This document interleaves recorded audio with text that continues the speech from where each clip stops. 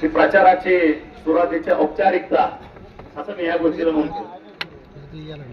कारण लोक तेच, नेते तेच, जनता तेच, वोटर तेच, परिसर हाच. नवीन काय त्याच्यामध्ये? आणि राहिला विषय बापूचा, परत बापूर येतोय. तर काय माहित आहे मला माहित नाही, पण ते बापू असल्याशिवाय माझं पुढे चालत होतं. काय भानगड आहे मला माहित. मी त्याच्यावर अगदी निघतान. आता मी म्हणत नाही पुतण्यासारखं तरी कोणासारखं तरी नाती 20 वर्ष जोडायला झाल्या. आलं का लक्षात? बरोबर आहे की नाही? ही नाती काल बाहेर झाली, वाट लावली ह्या लोकांनी. आणि म्हणून बापूवर माझं प्रेम एक मित्र म्हणून. कारण ज्या ज्या ठिकाणी मी गेले 10 वर्षापासून, ज्या ज्या सभेला जाईल, ज्या ज्या कार्यक्रमात असेल, ज्या ज्या रॅलीला असेल, पहिलंही माहित आहे. पहिली आमची एकत्रित सभा आम्ही पराण्यात घेतली नगर परिषदेची. पहिलं विचारलं पाहिजे की बापूला पहिलं बोला. बापूचं चालू होते, त्याच्यानंतर मी आहे. बापूच्या मागं मी आहे. एकमेकावरचा जीव आहे. याचं कारण काय आहे? याचं कारण एकच आहे. जो बापूचा स्वभाव तोच माझा स्वभाव. परखड. कुणाला राग येऊ, कुणाला काय वाईट होतो, जे सत्य ते बोलायचं रिकाम होतं, पोटात काय ठेवायचं. पण नेते मंडळी म्हटलं तर ते आतापर्यंत माझाही अनुभव बेकार आहे. कारण मी काही नेता नाही, मी काय राजकारणी नाही. त्याच्या ओटात एक, पोटात एक, डोक्यात तिसरं, पायात चौथं. याचा काय उपयोग आहे? अशा पद्धतीतलं वागून हे चालत नाही. हे वागत असताना नेत्याने विचार केला पाहिजे की आपण कुणाची प्रतारणा करतो. जी लोक आपल्याला, लाखो लोक, हजारो लोक आपल्यावर विश्वास ठेवतात, आपल्याला खांद्याला खांदा देऊन आपल्या बरोबर येतात, आपलं घरदार मागं सोडतात, पण रात्र दिवस आपल्यासाठी झटतात. याच्यामध्ये अशा पद्धतीचं वेगवेगळे विचार डोक्यात ठेवणं चूक आहे, पाप आहे असं मी समजतो. कारण आपण आपल्या बाबतीत तो विचार करतो, तोच आपल्या जनतेविषयी, आपल्या मतदाराविषयी, आपल्या नेत्याने विचार करावा, हे माझं प्रामाणिक मत. आणि म्हणून आज ह्या दोनजा गटामध्ये किंबहुना आज भैरवनाथच्या या ठिकाणी आपण साकडं घातलं, मागणं केलं. फक्त एका दोनजा गटासाठी नाही, माझ्या एकट्या भूमपरांना वाशीसाठी नाही, संपूर्ण जिल्ह्यामध्ये माझा भगवा फडकोते आणि ह्या जिल्हा परिषदेवरती माझ्या धनुष्यबाणाचं राज्य येऊ दे. आणि त्या माध्यमातून माझ्या जनतेचं जीवन हे सुखकारक आणि सुखदायक होऊ दे. आमच्या परीने त्यांना मदत होते, शासनाच्या पद्धतीनं मदत करण्याचा एक संधी माझ्या कार्यकर्त्यांना, माझ्या प्रतिनिधींना मिळू दे. या पद्धतीचा साकडं मी माझ्या भैरवनाथाला घातलेलं आहे. तुम्हाला आश्चर्य वाटेल, याचा साक्षीदार आपण सुद्धा आहे. मी प्रेम केलं लागलं तर निस्तान प्रेम करतो, मोकळं ढाकळ करतो, वेगवेगळ्या पद्धतीनं करत नाही. 2017ला सुद्धा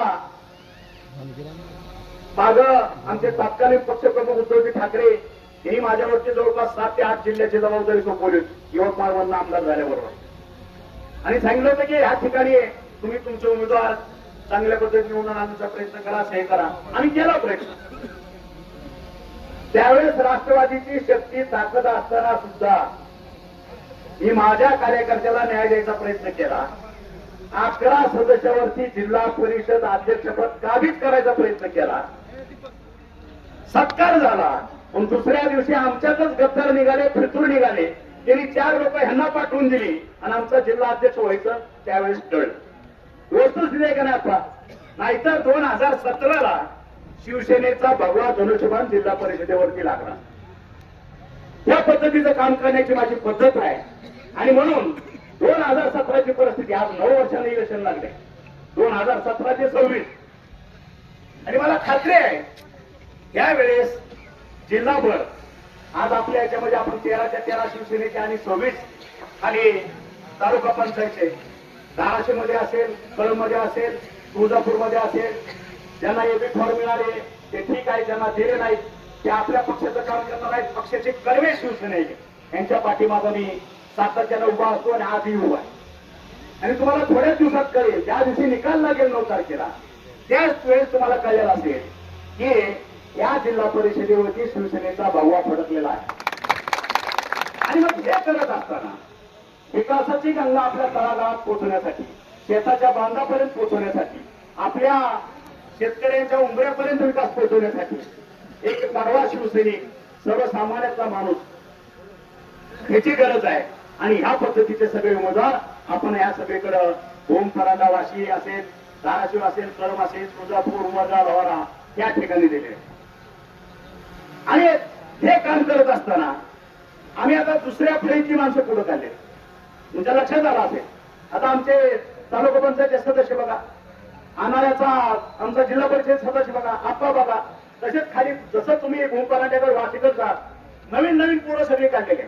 आता यांच्याकडे काम सोपवणं गरजेचं आहे. ती सुरुवात आम्ही आमच्या कार्यात आमच्या माध्यमात आम्ही सुरू केली. आणि मग पुन्हा बुद्धिभेद परत येतात त्या मुद्द्यावर येतो. आमचं घर एकच आहे, आम्ही एकत्रच आहे, हे गुपचूप हे आपल्याला करू नका, त्या ह्याच्यात ते त्या ठिकाणी करू नका. आमचं ठरलंय, काय ठरलं बिलेलं नाही.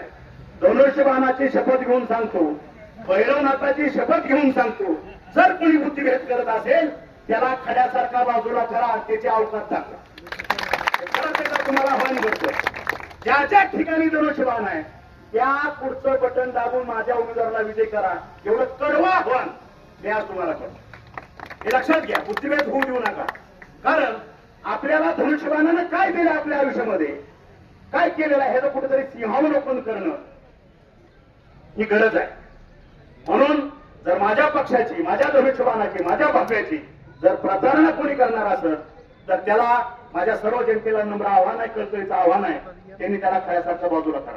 पक्षाने आपल्याला भरपूर दिलं आलं लक्षात. आणि मग पक्षाच्या माध्यमातून जी जी जबाबदारी माझ्यावरती पडेल, जिल्ह्याच्या असेल, 2 जिल्ह्याच्या असेल, 3 जिल्ह्याच्या असेल, आदेश आला की मी त्या पद्धतीने काम करायला चालू करतो. त्या ठिकाणी कुठलंही 19-20 किंवा बघू करू ही पद्धत माझ्याकडे नाही. आणि म्हणून मी तुम्हाला परत परत आवाहन करतो की आज आपण जे काही माझे 13 सदस्य या ठिकाणचे आणि 26 जिल्हा परिषद आपल्या तालुका पंचायतचे या सर्वांना विजयी करावं या निमित्तानं आवाहन करतो. आणि मला वाटतं आप्पा अण्णांनी सांगितलेलंच आहे, निवडून येणं हा विषय राहिलेला नाही तुमच्यासाठी. आलं लक्षात. आपण लीड किती घेतो, आपण लीड किती घेतो, कुठल्या गावात किती लीड आहे त्या पद्धतीने मी चालणार. दुसरी गोष्ट जी खंत मला होती आहे आजपर्यंत, कुठली 2000 कोटीचा निधी आपण आणला आणि भैरवनाथाच्या कृपेनं, परमेश्वर कृपेनं आपण फक्त 1500 मतांनी निवडून. ही खंत आहे आणि हे प्रत्येक कार्यकर्त्याच्या मनात सरळ आणि खंत असली पाहिजे. आणि मग ती जर खंत दूर करायची असेल, विकासाच्या दिशेनं जायचं असेल तर आपल्याला हा जिल्हा परिषदेचा आज मोका आलेला आहे, आपल्याला संधी मिळालेली आहे, तो डाग पुसून टाकायचा. आज प्रत्येक गटामध्ये माझा उमेदवार 2-2, 3-3 हजार मतांनी निवडून आला पाहिजे.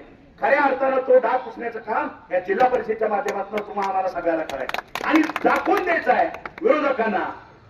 खऱ्या अर्थानं मशीनमध्ये काय झालं आम्हाला माहित नाही, पण लोकमत कोणा बाजूने आहे हे जिल्हा परिषदेमध्ये आपल्याला दाखवून द्यायचं आहे. ती संधी आपल्याला प्राप्त होते. आणि मग एकदा निवडून द्या. विकास कसा करायचा असतो हे तुम्ही बघितलेला आहे. ही कुठलाही माझा जिल्हा परिषद सदस्य असेल, तालुका पंचायत सदस्य असेल, तुमच्या सगळ्याच्या साक्षीने सांगतो, जी जी कामं तुम्ही द्याल, विकासाची नाळ कशी असते हे पुढच्या 5 वर्षात आम्ही तुम्हाला दाखवू. आणि जर तुमच्या मनाजोगा विकास जर झाला नाही तर आमचं थोबड आम्ही काळं करू, तुम्हाला पुन्हा तोंड दाखवणार नाही ह्याचंही तुम्हाला मी वचन देतो. म्हणून आज भैरवनाथाच्या नगरीमध्ये परत एकदा या संपूर्ण माझ्या तालुक्यातील मतदारांना आव्हान करतो, आपण फक्त 2चा गटापुरतं इथं मारे तिथं राहू नका. आज कुणाचे पाहुणे रावळे मित्र परिवार सगळे सोयरे अख्ख्या ह्याच्यात सगळे पसरलेले आहेत. प्रत्येकानं आपलं जे विजन आहे, आपलं जे तत्व आहे त्या तत्वाला जागून आपण सांगणं गरजेचं आहे की मतदान फक्त धनुष्यबाणाला आणि धनुष्यबाणालाच करायचं आहे. आपल्याला बहुमतानं त्या जायचं आहे. या ठिकाणी आपला सभापती झाला पाहिजे, उपसभापती झाला पाहिजे 3 तालुक्यामध्ये, आणि जिल्हा परिषदेवरती आपल्या भगव्याचा जेडपी अध्यक्ष झाला पाहिजे. आज आपण शपथ घेऊया आणि 9 तारखेला गुलाल आपलाच आहे याची तयारी करूया. एवढंच बोलतो आणि 2 शब्द संपवतो. जय हिंद, जय महाराष्ट्र.